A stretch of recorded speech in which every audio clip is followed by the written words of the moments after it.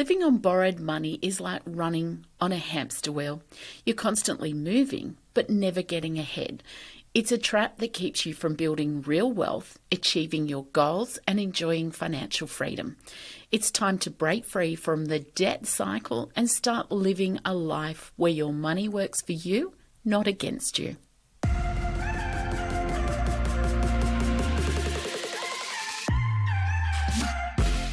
Welcome to Dollars and Dreams, the podcast designed to empower you to take control of your personal and business finance. You know, the very thought of money and finance can often send chills down your spine and stir up fear of the unknown. But let's change that narrative together. Through this podcast, my goal is to not only to provide you with useful information, but also to inspire and motivate you to take action towards your own financial goals. Let's rewrite your money story together. Hello and welcome to today's episode of Dollars and Dreams. In today's episode, I'm talking about something that we see hold most people back from having financial freedom and building a life for themselves that they want, and that is debt. Now, there is times in our life that we do have to go into debt, but we quite often get caught in a cycle of what we call the debt trap. What that is where you have debt, but then because you're busy paying that debt off, you can't afford to do something else, so you get more debt. And we see this with buy now, pay later, which I'll talk about a little bit in further into this podcast. I think it's important that we go back and we talk about what debt is, though. So, of course, debt is where you owe money to someone or something. So whether it's a finance or a lender, or whether it's family, friends, buy now, pay later, credit cards, those sorts of things. So a lot of people only think of debt to lenders. Buy now, pay later is a debt, regardless of what the marketers will tell you. It is not a lay-by. It is a debt. You have walked out with the goods, so you owe the retailer those goods or the financier. There are two types of debt. There is good debt and bad debt. So good debt is things that will increase your future wealth. So things like your home loan, because of course, rarely does our home go back in value. Investment loans. So if you've bought a rental property or if you've borrowed money to invest into the stock market, or if you have borrowed money to start a business, those things will build your future wealth. The bad debt is the type of consumer debt where it is on things that won't build our wealth. It actually decreases your wealth. So things like credit card debt, where we've bought shoes, clothes, groceries, whatever it is that we put on it.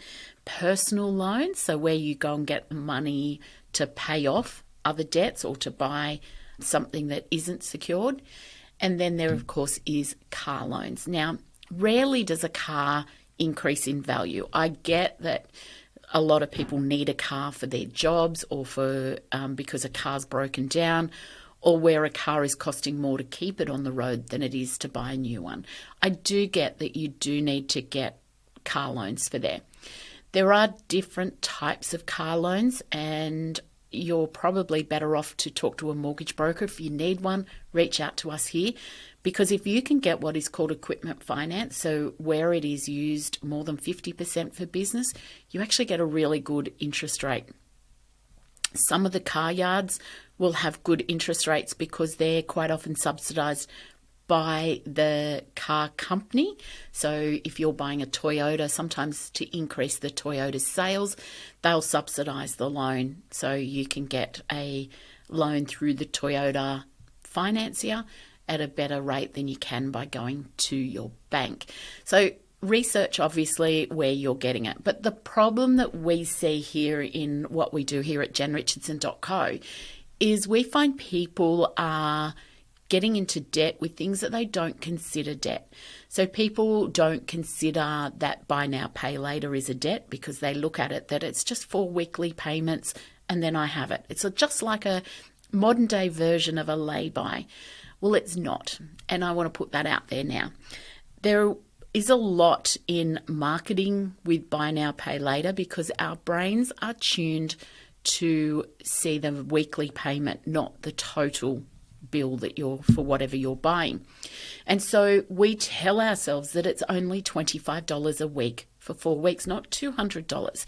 Now, if you had to go in and hand over the cash for $200, you would probably think about it. And whilst buy now, pay later has a place in society, it is with caution that I say that, because credit cards have a place in society. But again, it's with caution that I say that. So I'm a credit card user. Everything I buy goes on my credit card, but I have a set amount that I know I can't go over it, because I have my 6 bank accounts that I use. So my everyday spending, which is where we put it. And every Monday, I actually work out what was spent on my credit card from the previous Monday to the Sunday, and then I transfer from my everyday account onto it. That makes sure that my credit card is always paid. I have never paid interest on my credit card, except for in my youth when I really didn't understand how credit cards work, but that's a story for another day. But with my credit card, I like it because I have buyer protection. So generally, if you've got money sitting in bank accounts, and, we all get our bank accounts hacked when we're using FPOS machines and things. If you use a credit card, generally the credit card company will honour the illegal transaction and give you the money back. There's also somebody keeping an eye on it, and I have had that with one of my credit cards. It was getting hacked by somebody who was putting through, I think it was a mechanic, at like 3 o'clock in the morning. And so the credit card company blocked my credit card straight away. And they rang me at 8 o'clock the next morning and asked had I actually validated that credit card payment. When I said no, they said, yeah, we didn't think it, because what they'd done was they put through a $2 charge to see if it went through, and then they put a charge through, and they said the fact that it was a mechanic and it was at 3 o'clock in the morning was highly unlikely. So my credit card was, protected by the lender. Had that been my bank account, I would have lost that money because it would have been taken. Now, I guess you can say your credit cards are much more easily hacked than your bank account. I would probably beg to differ on that, because we see so many bank accounts getting hacked now that it's not funny.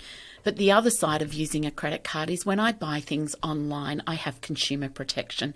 So if the goods don't get delivered to me, I can put in a contested account to my credit card supplier, and they then go back to whoever it was, and you get your money back. Because if they can't prove that they delivered those goods to me, the supplier will always lose out. So there are some benefits of using a credit card, but it is with caution that I say that, as I said, because what you need to do is make sure all you're putting on your credit card is what you can afford.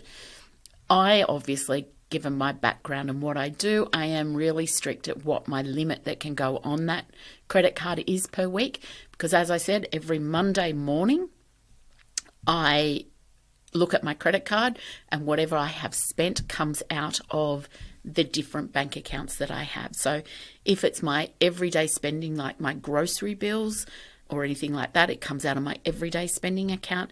If it's clothes or shoes or, going away for the weekend or going out for dinner, it comes out of my luxury account or my Queen Bee account. Any of the other bills, of course, are out of my bills account, and those ones are typically paid out of that one anyway. I don't put them on my credit card so much, except for things like my insurances. They go on my credit cards, but then that comes out each week as well out of my bills account. So I'm very strict with my credit card on what I do, but I do like the advantages that come with a credit card. So for me, the debt cycle on my credit card is not about short-term lending. It's about an advantage for me. So I don't get trapped in that debt cycle. So when you're in the debt cycle that we tend to get, so we've borrowed money. Let's say we've borrowed money for a new car. We've got buy now, pay laters, and there's multiple ones of those. You might have credit card debt, and you might have a home loan. You'll find that because interest rates have been going up, that's using up more of your disposable income.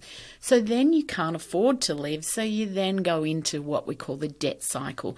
So you're paying off part of your loans, but then because you have no disposable income left, you're borrowing more to live on a day-to-day basis. And that really gets quite difficult because you, in that, really robbing Peter to pay Paul mentality, that you're trying to get ahead there, but these ones is building stress levels so that you then are racking up more debt trying to survive. If you're in that situation and you're really not surviving and you're going backwards, you probably need to get yourself a financial counsellor. So a financial counsellor is somebody who is there to help you get out of the situation you're in.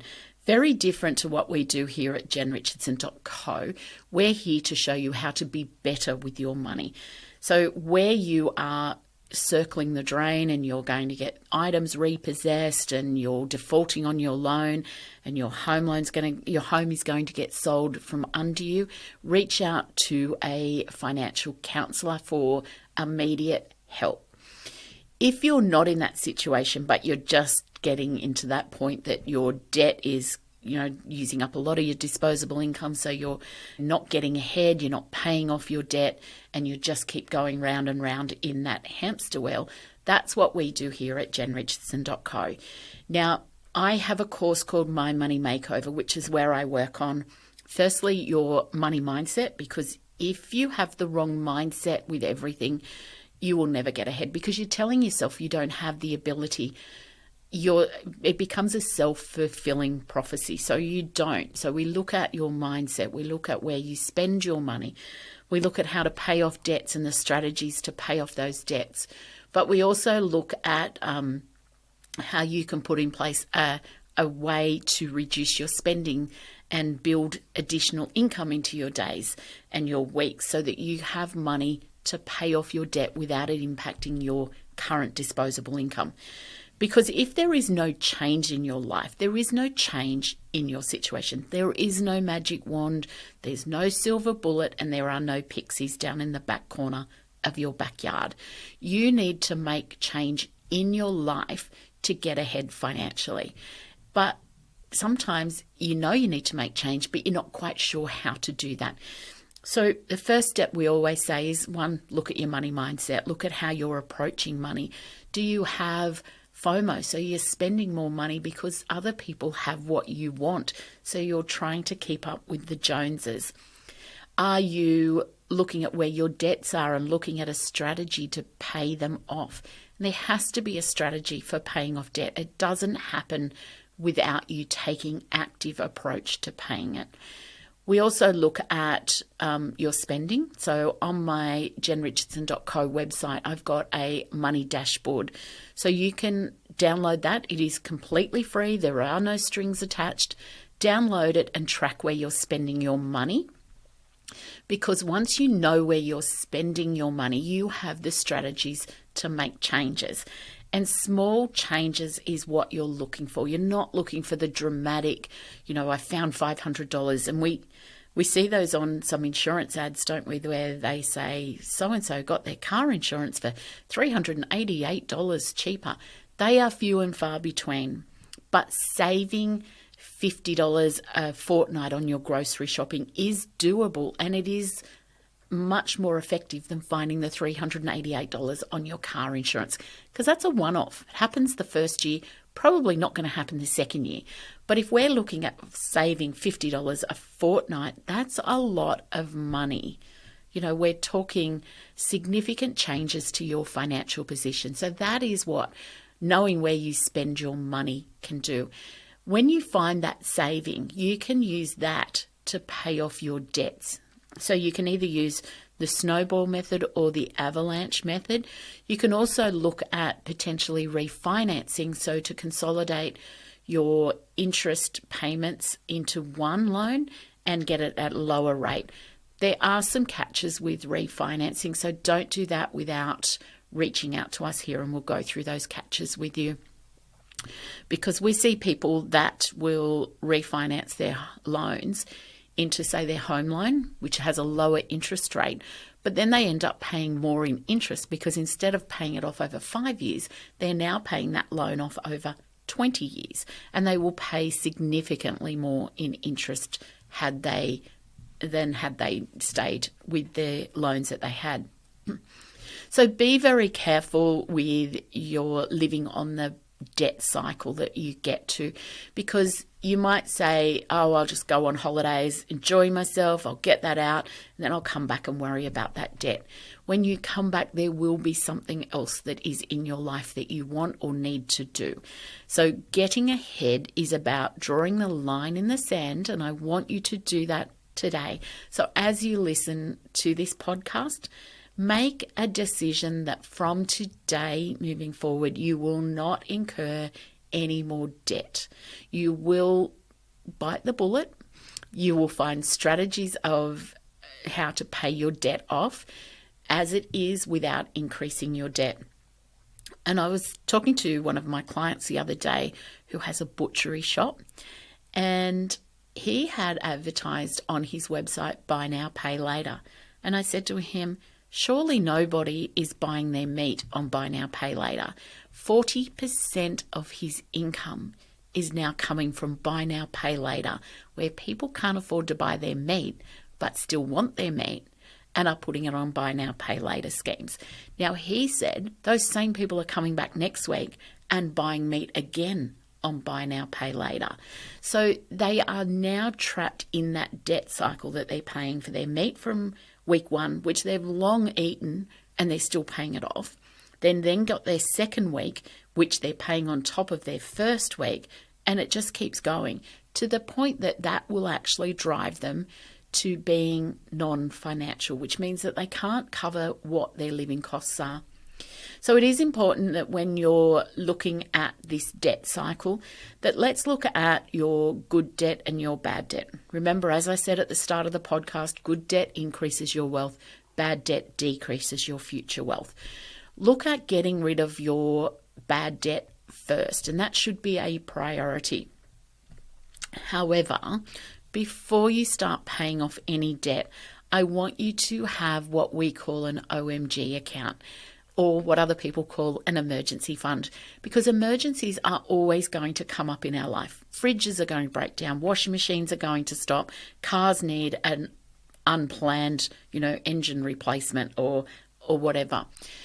Emergencies are always going to happen. If you don't have an emergency fund to cover those unexpected expenses that happen in your life, you will turn to short-term lending to do it. Because if the fridge breaks down, we can't live without a fridge. So you are going to either turn to buy now, pay later schemes, you'll turn to personal loan, or you'll put it on credit card if you don't have an emergency fund to cover you going and buying that fridge without going into debt. So start your emergency fund, and in our course, My Money Makeover, we go through some strategies of how you can do that, because we're always looking to have 3 to 6 months of living costs in there so that you know that you're not going to turn to short-term debt. There are some strategies of how to do that so that it gets up and running really quite quickly. So reach out to me here at jenrichardson.co if you want to be part of My Money Makeover. We're doing that course very soon, so it's going to be a live one. So I'll walk you through it each week so that you get that personalized help. It's not going to be just watching videos and things like that. So understanding the debt cycle is that it always starts nice and small. It always starts with, I just want that dress and I'll put it on buy now, pay later. Or I'd really like to go away for the weekend. I'll put the accommodation on my credit card and I'll pay it off. And we always have good intentions that it will be that one thing and that one thing only. And of course, with our credit cards, we always tell ourselves that if I pay for that weekend's accommodation now, I don't have to pay for it for another month. I'll have saved the money and therefore I won't end up with paying credit card interest. And of course, in the meantime, something else comes up. And there's nothing wrong with putting something on a credit card if you are going to be able to pay it when that credit card is due. So if it is genuinely a one-off, so let's say you've got family or friends coming over from overseas, they're only here for 2 weeks or 3 weeks, and they want you to go away for a weekend with them. You shouldn't ever have to say no to that. You should have saved for it in your Queen Bee account, but if you haven't got that money there and you want to do that and it's a one-off, then by all means, put it on your credit card, do something with it. Go and do it, but then draw that line in the sand, and when you get back, you have to reduce your spending so that each week you transfer money to that credit card to pay for that weekend away, so that when that credit card is due, it is paid in full. Now, if you have a credit card debt, and we see lots of people, in fact, 40% of the population have credit card debt in some form. So if you're one of those people, then you need to put a strategy in place to get rid of it, because as we know, credit card debt is extremely high. Regularly, it's around the 19-20% interest rate. There are what we call balance transfer accounts. So a balance transfer is where you go to another institution if you can get that based on your credit scores. And then what you do is you transfer the debt from your old credit card to your new credit card. With that, what you can then get is up to 24, 36 months of interest-free period.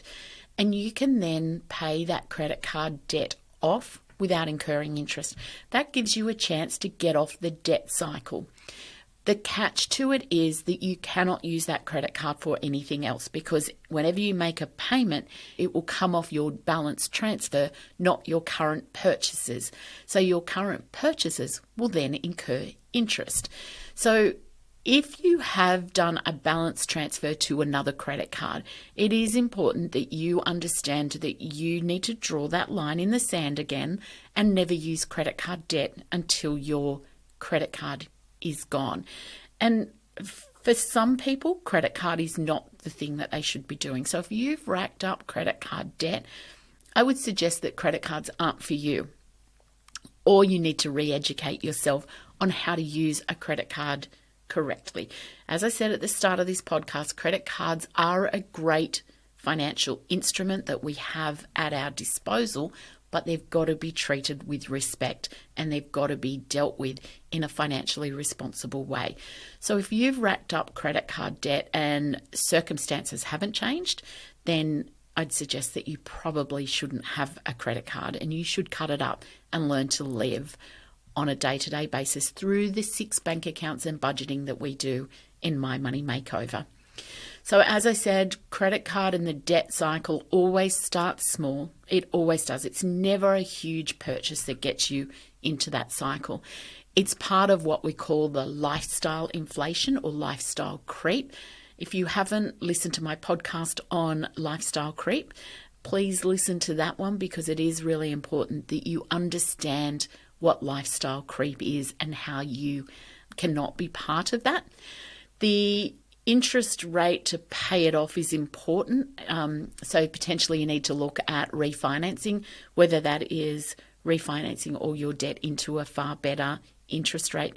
But again, there's strategies that you need to put in place so that your interest payments aren't more than what it would have been even though you're on a lower interest rate.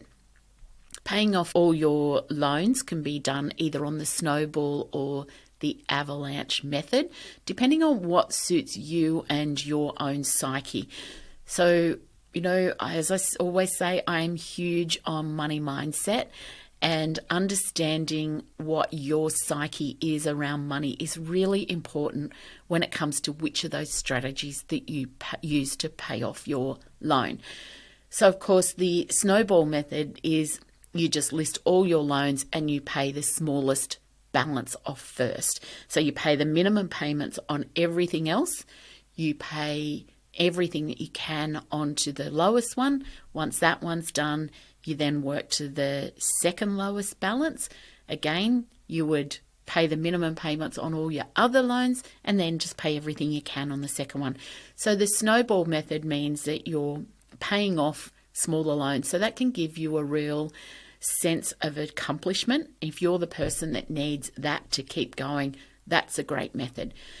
The other method is around, so it's the avalanche method. So that's paying the loan that has the highest interest rate first, disregarding the loan balance.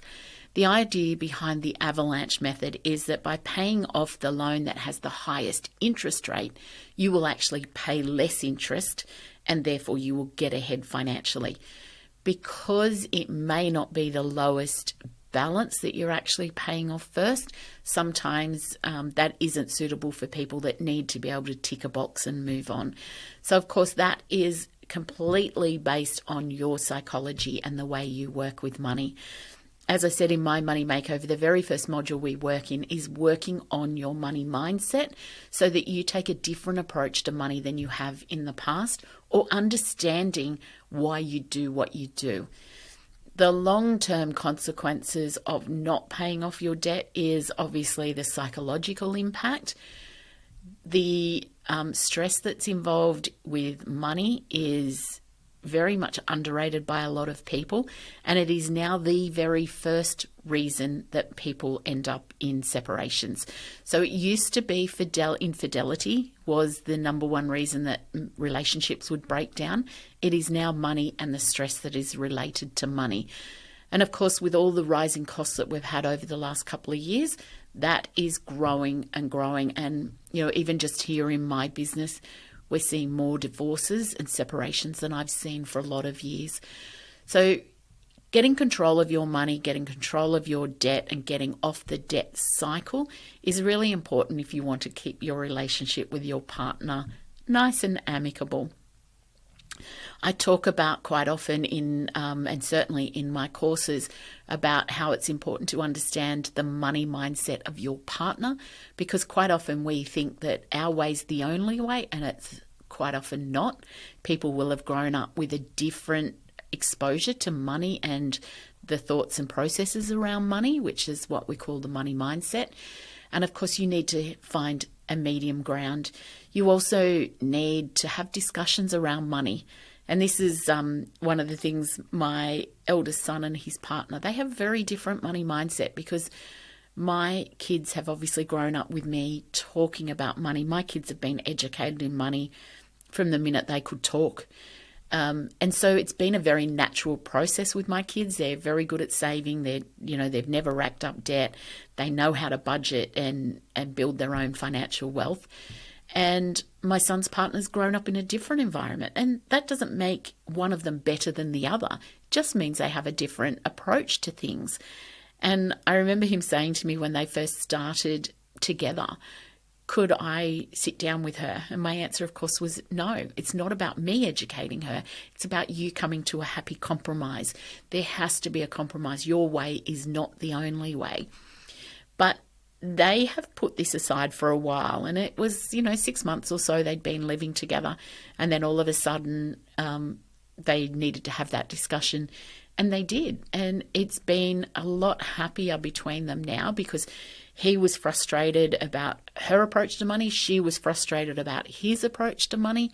So I always say to everybody, sit down and come up with your goals. That's the first place when you have different mindsets, because when you come up with common goals, you come up with a common strategy of how to get there, because money doesn't grow on trees. And as I said, there is no fairy in the bottom corner of your backyard.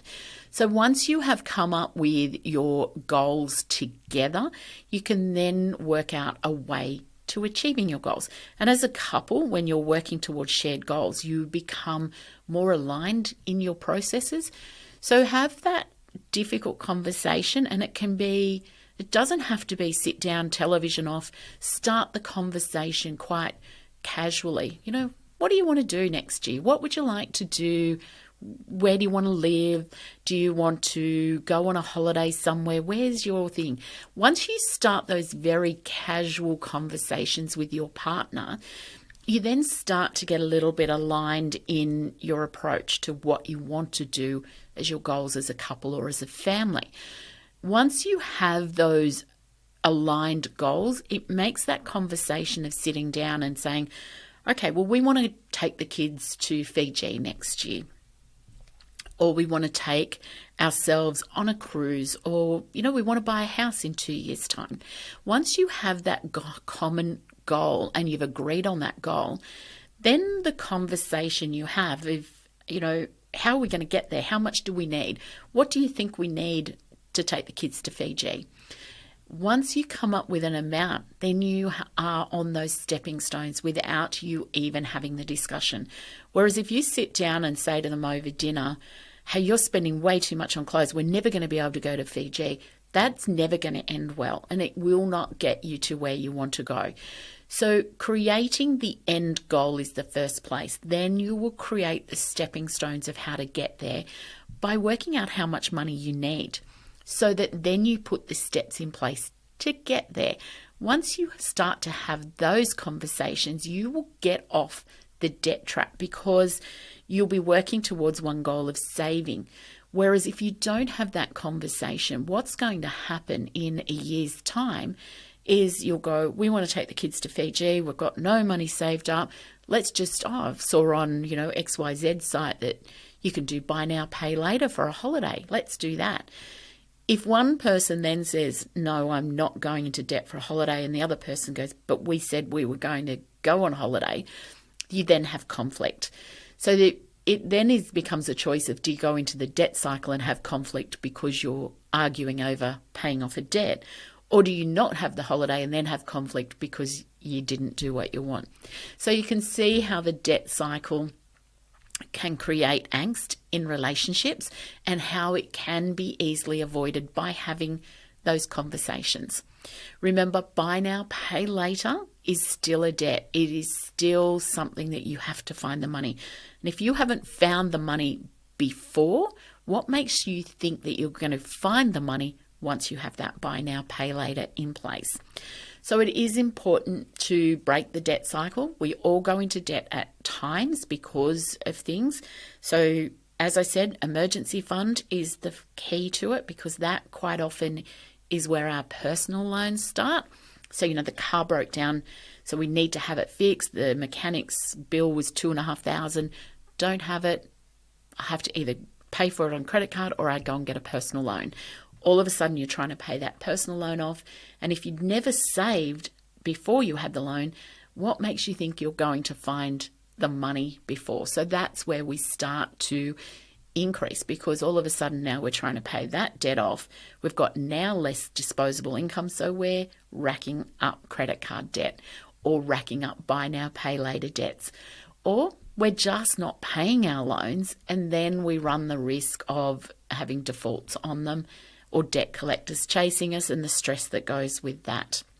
So my last point that I want to make here is around the FOMO that can exist, and this can be part of the debt cycle because we see other people having what we'd like to have. Keep in mind, as I said earlier here, what you see on social media or in the media is not necessarily the full story. You are seeing the tip of the iceberg, and these people may be drowning in debt and having stress, but they put their little happy smiles on and jump onto social media and show what they think they want their life to look like. Be very careful of what you are following and what you are trying to emulate in your own life. Be comfortable in your own skin. It's a really hard thing to do, but it is such a great strategy for getting out of debt, for getting ahead financially, and for taking control of your money. Be comfortable in your own skin. Also, one of the things that we say everybody should be very careful of is trying to copy where someone else is, because their financial journey is different to yours and they may be further down that path than you are. So imagine you're going on holidays and you want to fly from here to, London. Because our planes don't fly from Sydney to London in one stop, you've got to stop, let's say, in Singapore. So if you're trying to say to somebody and, just say that that's the financial path, and you both are trying to get to London. If the person you're comparing yourself to is already sitting in the airport in Singapore and just has to do that last leg, of course they're going to reach their destination before you do. If you've got to get from where you are to Sydney Airport to Singapore, wait your, changeover time there, and then go from Singapore to London, you're not going to land in London at the same time as somebody who's walking onto the plane in Singapore. And it's the same with your financial journey. If they're already 2 parts of the way down the path to their goals or what you want to be, then they're obviously going to reach their destination before you are. So keep in mind, your path is your path, and the only person you are comparing yourself to is yourself and where you are and where you want to be. And that is a really important thing. And if you can remind yourself of that, so put that up on a vision board. Put it somewhere that you see that my path is my path. It is not someone else's. They may have more income. They may have more debt than you. You don't know. So stick to your own path, your own goals, and compare where you are now to where you would have been had you not put those things in place. That will keep you off the debt cycle, because you will be quite content in saving for what you need to save for, instead of being caught up in that you need to catch up with them.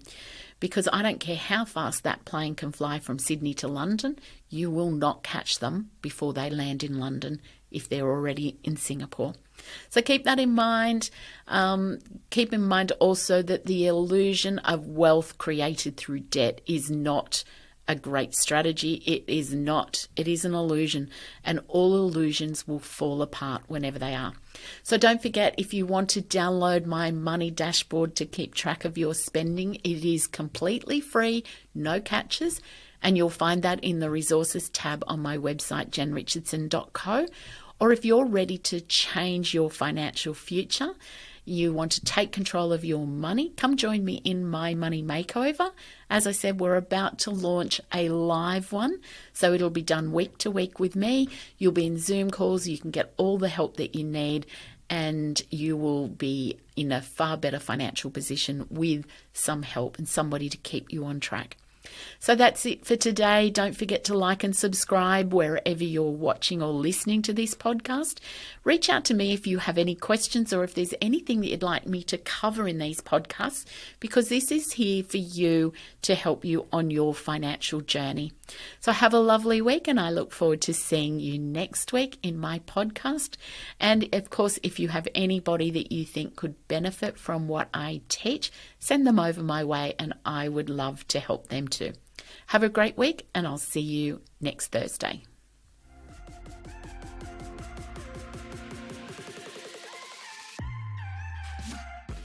Remember, the advice shared in Dollars and Dreams is general in nature, and it does not consider your own personal circumstances.